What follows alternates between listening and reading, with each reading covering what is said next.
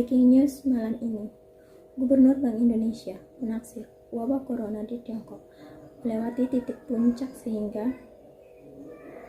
aktivitas ekonomi dan produksi juga mulai kembali menggeliat. Sejak sempat mengalami mati suri akibat merebaknya wabah virus corona atau COVID-19 sejak Desember tahun lalu, ekonomi Tiongkok mulai bangkit. Sinyal kebangkitan Tiongkok dilihat oleh Gubernur Bank Indonesia, yakni Peri Warjio.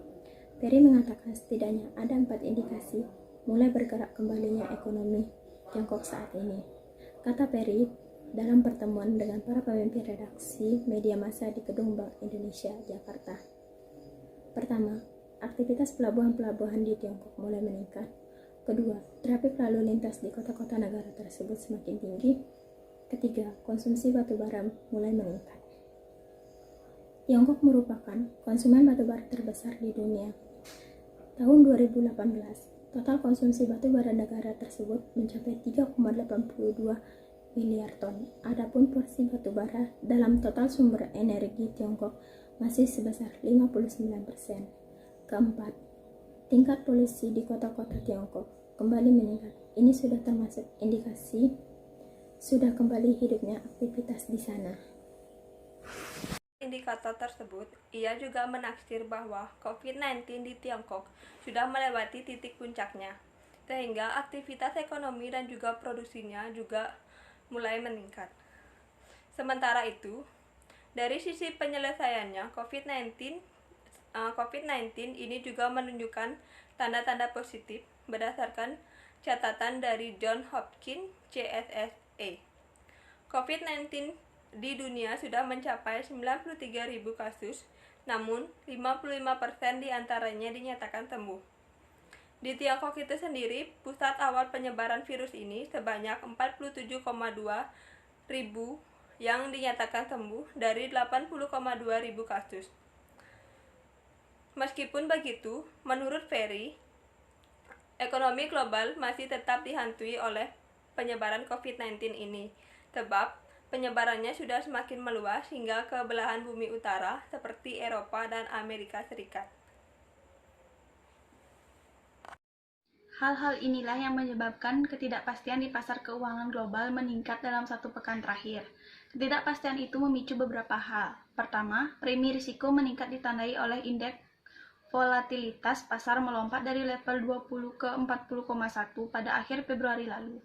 Selain itu, kredit default swap Indonesia juga melonjak dari 59,6 menjadi 97,9. Kedua, kenaikan tingkat imbal hasil surat utang. Ketiga, meningkatnya tekanan terhadap mata uang. Pada Senin lalu, kurs rupiah sempat menyentuh level 14.300 per dolar Amerika Serikat. Instrumen-instrumen investasi di dalam negeri juga makin tertekan oleh hengkangnya dana asing.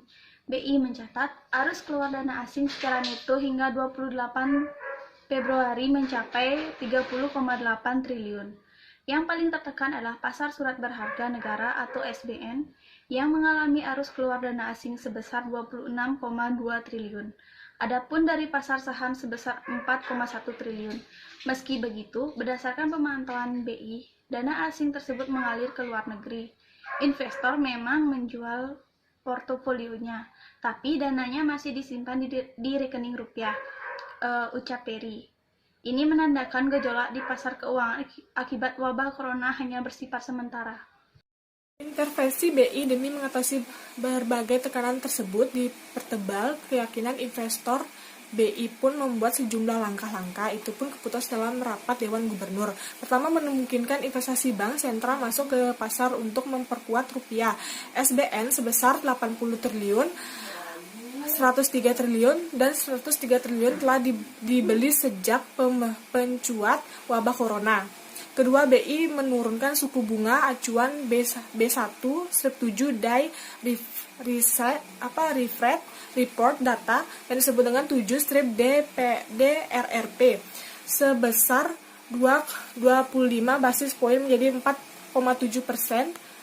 Tujuan untuk mendorong rekomendasi domestik yang berpotensi dampak wabah corona. Ketiga, menurut Giro wajib meminum falas langkah ini membuat perbankan mendapat tambahan falas hingga 2,3 triliun US dollar. Keempat, menurut GWM Rupiah, fasilitas ini diberikan kepada bank-bank yang memberikan pembiayaan untuk ekspor-impor. Dengan bagaimana upaya langkah tersebut, Perit berharap pasar keuangan bakal lebih stabil dan segera keluar dari tekanan dampak virus corona. Sekian breaking news malam ini.